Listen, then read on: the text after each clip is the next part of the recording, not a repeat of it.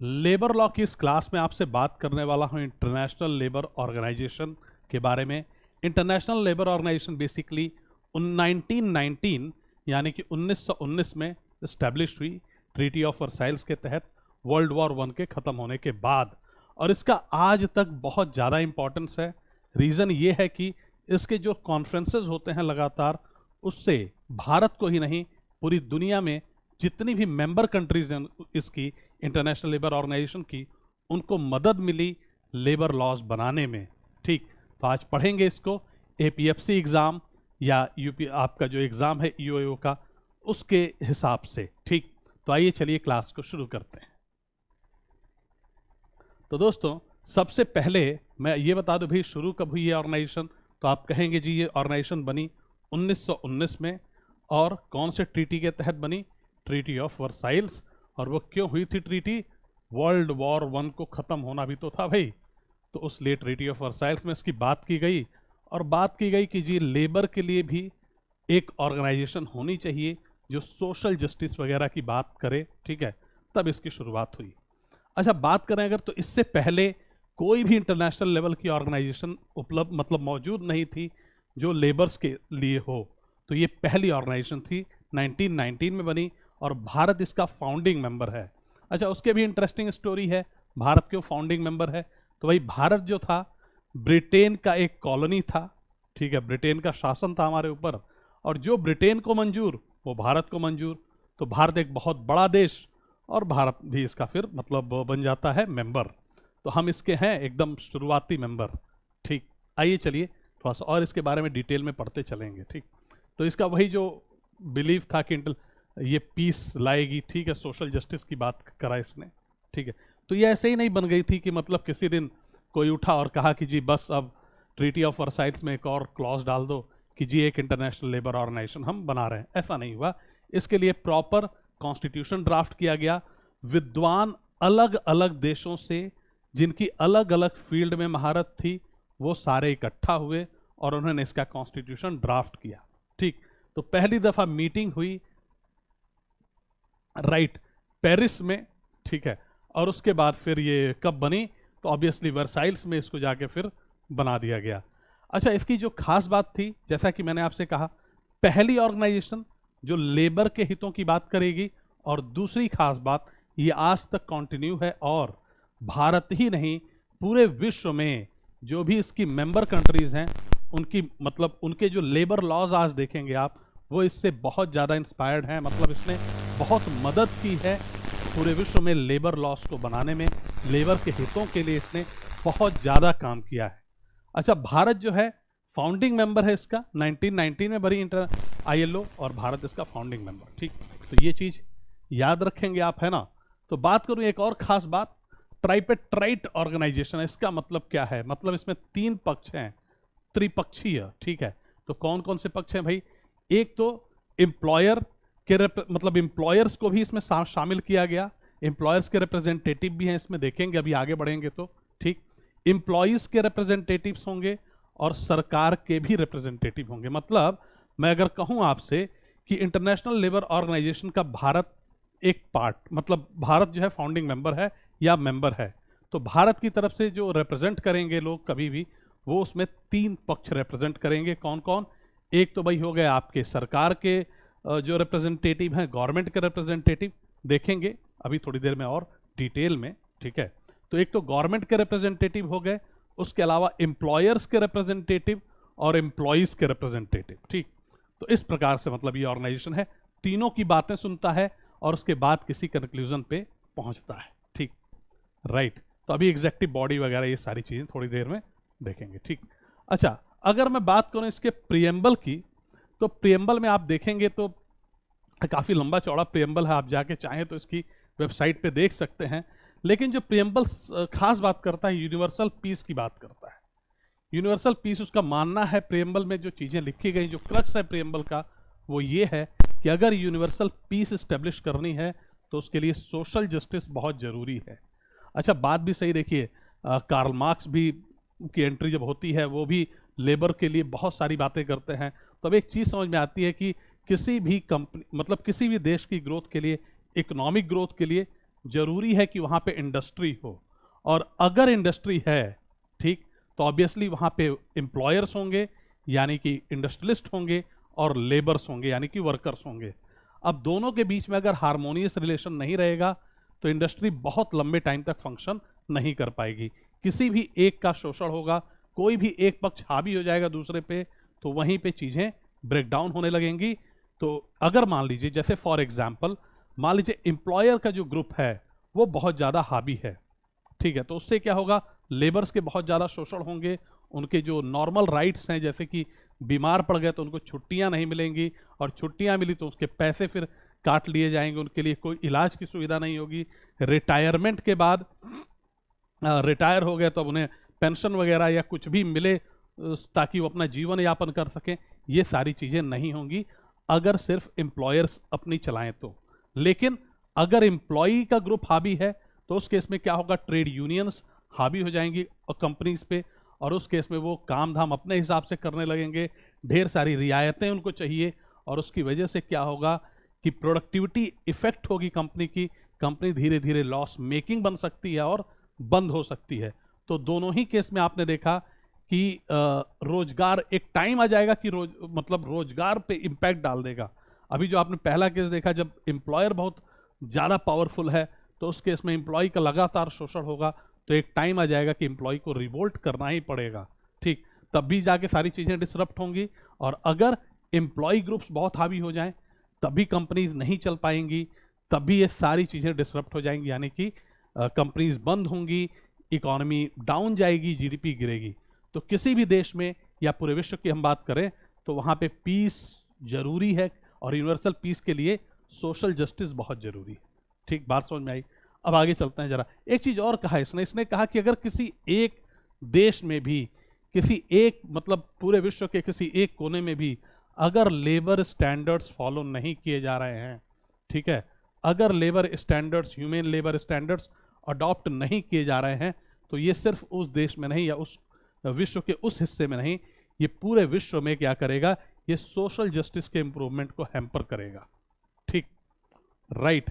अब इसका देखिए फायदा क्या होगा, मैं थोड़ा सा आपको डेविएट कर रहा हूं लेकिन अंडरस्टैंडिंग बनेगी। अब जैसे आपने कहा जी सोशल जस्टिस यहाँ पे इस कंट्री में प्रॉपर ध्यान नहीं दिया जा रहा, या ह्यूमन राइट्स वगैरह की जब आप बात करते हैं तो उसी का बहाना लेके कुछ जो पावरफुल नेशंस हैं वो वीकर नेशंस पे अटैक भी कर देते हैं। आपने पीछे देखा, खैर उसमें इस सोशल जस्टिस की बात नहीं आती, ह्यूमन राइट्स वगैरह की बात आ जाती है। ठीक, आइए चलते हैं आगे। अब मैं बात करूं मेंबर्स की, तो आज के डेट में टोटल 185 मेंबर्स हैं, 185 मेंबर्स हैं, ठीक है, 185 मेंबर्स टोटल। भारत जो है फाउंडिंग मेंबर है, ये बात मैंने आपको बता दी है। और अब तक टोटल 189 कन्वेंशंस हुए हैं, अब तक टोटल 189 कन्वेंशंस हुए हैं, और 6 प्रोटोकॉल्स, 203 रिकमेंडेशन। तो ये चीज एटलीस्ट आपको याद होना चाहिए। टोटल मेंबर्स कितने हैं, total conventions 189, 6 protocols and 203 recommendations by ILO, International Labour Organization. चलते हैं आगे। अब बात करनी मुझे इंटरनेशनल लेबर कॉन्फ्रेंस की, बहुत इंपॉर्टेंट चीज है। सुनने में लगता है इंटरनेशनल लेबर कॉन्फ्रेंस, ठीक है, कोई कॉन्फ्रेंस आयोजित होता होगा, कौन करता होगा, इंटरनेशनल लेबर ऑर्गेनाइजेशन, बात खत्म। ठीक, कहाँ होता है वो देख लिया, काम खत्म। नहीं, यह है बड़ा इंपॉर्टेंट, यहीं से अधिकतर लेबर लॉज, इंडिया के भी ढेर सारे लेबर लॉज में इसका बहुत बड़ा योगदान है। और जो इंडिया में जो लेबर की स्थिति में इंप्रूवमेंट आई, उसमें इसका बहुत बड़ा, इन कॉन्फ्रेंसेस का बहुत बड़ा योगदान है। तो भाई कॉन्फ्रेंस होता है हर साल, जून में होता है। कब होता है जी, जून में होता है, याद रखेंगे आप। और कहाँ होता है, जेनेवा में होता है। कॉन्फ्रेंस हर साल जून में होता है और होता है जेनेवा में, पहली बात, ठीक है। और भारत पहली दफा कब हुआ था कॉन्फ्रेंस, वो चीज मैं आपको बता दूं, तो पहली दफा हुआ 1919 में। और भारत तभी से इन कॉन्फ्रेंसेस को अटेंड करते आ रहा है, मतलब 1919 से ही भारत कॉन्फ्रेंसेस को अटेंड कर रहा है, इंटरनेशनल लेबर कॉन्फ्रेंस को। ठीक, क्यों अटेंड कर रहा है 1919 से, तब शासन किसका था, अंग्रेजों का। और कॉन्फ्रेंस बनाने में मेजर भूमिका किसकी थी, जो विनिंग नेशंस थे फर्स्ट वर्ल्ड वॉर के, उसमें भी ब्रिटिशियर्स, ठीक है, वो भी थे। तो ऑब्वियसली हम उनके कॉलोनी, तो हमने भी उनको फॉलो किया जो हमसे कहा गया। ठीक है, अब आगे चलते हैं। इसमें होता क्या है, बेसिकली जो कॉन्फ्रेंस है उसमें जब मेंबर कंट्रीज से किस तरह से मेंबर कंट्रीज से अटेंड करते हैं लोग, उसको समझते हैं जरा, ठीक है। तो एक तो गवर्नमेंट का डेलीगेट जाएगा, एक नहीं दो गवर्नमेंट के डेलीगेट्स जाते हैं इसमें, ठीक है। एक एम्प्लॉयर का डेलीगेट और एक जाता है वर्कर का डेलीगेट, यानी कि एम्प्लॉयज का डेलीगेट। ये हर एक मेंबर स्टेट को इस प्रकार से यहां पे रिप्रेजेंट किया जाता है। फिर से बोलता हूं, दो एम्प्लॉयर का डेलीगेट, दो गवर्नमेंट का डेलीगेट, एक एम्प्लॉयर का डेलीगेट और एक वर्कर का डेलीगेट रिप्रेजेंट हर मतलब नेशन से जाता है, ऐसे मेंबर स्टेट से, ठीक। अच्छा, अब इसमें समझिएगा जरा ध्यान से किस प्रकार से ये जाता है, इसी को समझना। यहां पे आपको इसकी इंपॉर्टेंस समझ में आ जाएगी, ठीक। तो मैं बात करूं आपसे, जो आपने देखा दो गवर्नमेंट डेलीगेट्स जा रहे हैं, उनमें अगर भारत से मैं बात करूं तो यूनियन मिनिस्टर जाएंगे एक, ठीक है, जो कि भारत सरकार को रिप्रेजेंट करेंगे। जनरली वो यूनियन मिनिस्टर कौन होंगे? Minister of labour and employment. तो आप देखेंगे कई दफा कि जो यूनियन मिनिस्टर साहब हैं आपके, जो union minister of labour and employment चले गए, ठीक, एक वो हो गए, और दूसरा हो सकता है कि मिनिस्टर ऑफ स्टेट जो लेबर एंड एम्प्लॉयमेंट के हैं वो चले जाएं, ठीक। कई बार वो नहीं, फिर कई बार क्या होता है कि कोई बड़ा जो ब्यूरोक्रेट है वो भी जाते हैं, ठीक है। अब ये सिर्फ ऐसे नहीं चले गए कि ये चले गए बस हो गया काम, इनके साथ एक शिष्टमंडल जाता है, ठीक, मतलब एक एडवाइजरी कमेटी जाएगी इनके साथ। उस कमेटी में जब आप देखेंगे तो टॉप के जो ब्यूरोक्रेट्स हैं, जनरली मिनिस्ट्री ऑफ लेबर के वही लोग इनको एकम्पनी करते हैं, ताकि वहाँ पे जो भी सलाह मशवरा देना हो इनको दिया जा सके, ठीक। तो ये तो बात हो गई गवर्नमेंट के डेलीगेट्स की। अब आता हूँ मैं एम्प्लॉयर के डेलीगेट पे। एम्प्लॉयर के डेलीगेट की बात करूँ आपसे, तो एम्प्लॉयर जनरली जो देखा गया, जैसे अगर मैं बात करूँ भारत में, जैसे भारत में 1919 से ही डेलीगेट्स जा रहा है लगातार। तो जब 1919 का डेलीगेट आप देखेंगे तो उसमें पाएंगे जो गवर्नमेंट के डेलीगेट है उसमें कोई अंग्रेज मतलब कोई ऑब्वियसली अंग्रेज जा रहा है, ठीक है। एम्प्लॉयर के डेलीगेट में भी आपको अंग्रेज ही नजर आएगा, और एम्प्लॉय के डेलीगेट यानी कि जो वर्कर्स हैं उनके डेलीगेट में एक भारतीय हुआ करता था, ऑब्वियसली काफी पावरफुल भारतीय, ठीक है, नॉर्मल नहीं। अब आ रहे हैं हम, अभी की क्या कंडीशन है। अभी देश आजाद हुआ, उसके बाद कई बार टाटा की फैमिली से, रतन टाटा साहब नहीं या इनके पिताजी नहीं, नियोल टाटा, ठीक है, वो दो तीन बार उन्होंने गए हुए हैं वो, ठीक है। तो ये तो हो गए गवर्नमेंट, ये हो गए एम्प्लॉयर के डेलीगेट, मतलब टाटा फैमिली हो गई, या फिर जो बड़ी ब्रिटानिया टाइप की, या आप समझ लें कि बजाज बहुत बड़ी फैमिली रही पहले, है ना। तो उस तरह के उनकी जो मतलब जो बिजनेसेस वगैरह देख रहे हैं पूरा, ये नहीं कि फैमिली मतलब कोई भी उनकी बीवी उठ के चली गई, या उनका वो भाई जो कुछ नहीं कर रहा, या उनकी बहन जो कुछ नहीं देख रही बिजनेस में वो चली गई, नहीं, ऐसा नहीं है। वो व्यक्ति जो सुपर एक्टिव है बिजनेस में, ठीक, उस फैमिली से, प्रमोटर ग्रुप से, वो वहाँ पे भारत मतलब एम्प्लॉयर के डेलीगेट को रिप्रेजेंट करेंगे, ठीक।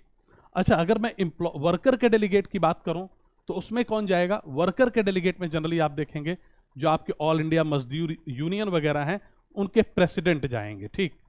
अब एम्प्लॉयर के डेलीगेट में कुछ और लोग भी जा सकते हैं, जैसे एक तो मैंने बताया टॉप जो बिजनेस फैमिलीज, ऑब्वियसली वो कंसेंसस से जाती हैं, ठीक, सारे बिजनेस ग्रुप्स बैठते हैं साथ में, ठीक है। इसके अलावा जो आपका फिक्की के चेयरमैन वगैरह हैं वो लोग भी इसमें जा सकते हैं, ठीक, वो लोग गए हुए हैं पीछे आप देखेंगे, ठीक है। जैसे बिहार इंडस्ट्रीज कॉरपोरेशन के चेयरमैन चले गए, ठीक। तो इस प्रकार से वर्कर के डेलीगेट में मजदूर यूनियन के जनरली जो चीफ, ठीक है, राइट। अब तीनों के साथ अलग अलग शिष्टमंडल, अलग अलग एक ग्रुप जाता है, ठीक। अब जैसे एम्प्लॉयर के डेलीगेट में जो ग्रुप होगा वो उसी तरह के पढ़े लिखे लोगों का जो टॉप उसमें है, जो वहाँ पे गाइड कर सके पॉलिसी मैटर्स पे, वो ग्रुप होगा। और वर्कर के डेलीगेट में जो ग्रुप होगा, जैसे एक तो ऑल इंडिया मजदूर यूनियन के प्रेसिडेंट चले गए, तो फिर हो सकता है कि जनरल सेक्रेटरी उस शिष्टमंडल में हो, ठीक है, कि जी मैं गाइड करूंगा आपको, ठीक है। तो उस तरह के लोग इस ग्रुप में जाया करते थे। इवन जगजीवन राम जी, तो वो भी गए थे इसमें एक बार, ठीक, कॉन्फ्रेंस में। अब आगे चलते हैं। तो ये चीज़ तो आपको हो गई एकदम क्लियर कि कैसे जाते हैं, ठीक है।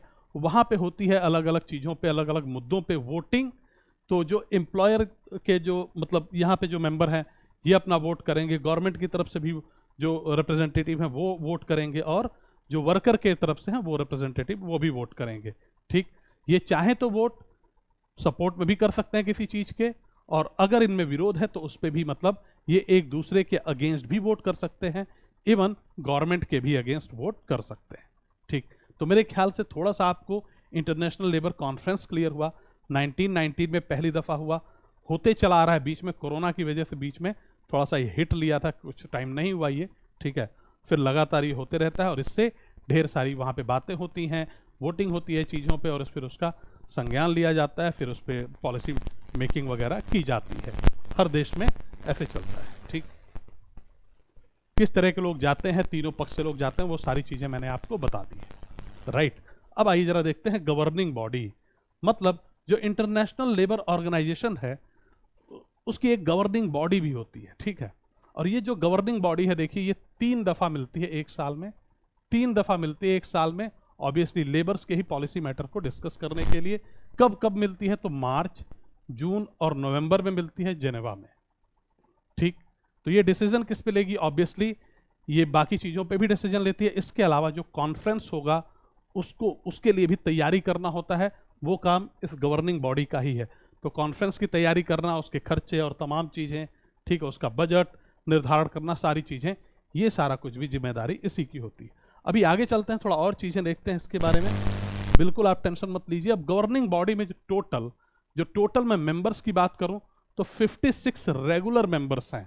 मैंने क्या बोला, 56 रेगुलर मेंबर्स, जिनमें आप देखेंगे तो 28 सरकार के मेंबर्स होंगे, 14 एम्प्लॉयर मेंबर्स और 14 worker members, total 56 regular members. ठीक, इसके अलावा आप देखते हैं 66 डेप्यूटी मेंबर्स। अच्छा, ये रेगुलर मेंबर्स और डेप्यूटी मेंबर्स में एक बुनियादी अंतर ये होता है कि रेगुलर मेंबर्स के पास वोटिंग का राइट है, रेगुलर मेंबर्स के पास वोटिंग का राइट है, लेकिन जो डेप्यूटी मेंबर्स हैं उनके पास वोटिंग का राइट नहीं है। ठीक, तो ये चीज आप ध्यान रखिएगा। राइट, अब आगे चलते हैं। अच्छा, इसमें 10 रेगुलर गवर्नमेंट मेंबर्स हैं। आप देखेंगे जब इसकी पूरी डिटेल वगैरह निकालेंगे तो आप पाएंगे कि इसके मेंबर्स, कुछ मेंबर्स चेंज भी होते रहते हैं। जो लोग इसमें रहेंगे, मतलब गवर्निंग बॉडी में हर कंट्री का मेंबर नहीं होता, आपका अगर नंबर इस बार आया फिर 3 साल बाद आएगा। ठीक है, लेकिन कुछ इसमें परमानेंट मेंबर्स हैं, 10 परमानेंट मेंबर है उसमें, और एक उसमें से भारत भी है। ठीक है, इंडिया भी एक परमानेंट मेंबर है, मतलब इंडिया का रिप्रेजेंटेटिव इसमें हमेशा आपको मौजूद मिलेगा। ठीक है, इसके अलावा जो 9 और परमानेंट मेंबर्स हैं वो हैं Brazil, China, France, Germany, Italy, Japan, Russia, UK और यूएस।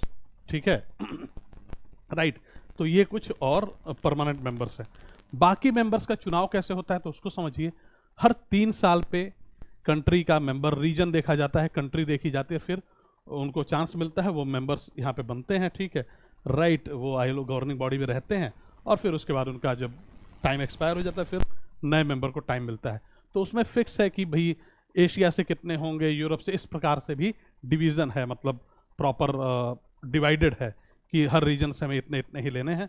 तो वो सारी चीज़ें आप चाहेंगे अगर तो इनकी वेबसाइट पर मिल जाएंगी, लेकिन उतना डिटेल में आपको जाने की ज़रूरत नहीं है। ठीक है, सो थोड़ा सा मैं पढ़ देता हूँ। The other government members are elected by the conference every 3 years taking into account geographical distribution.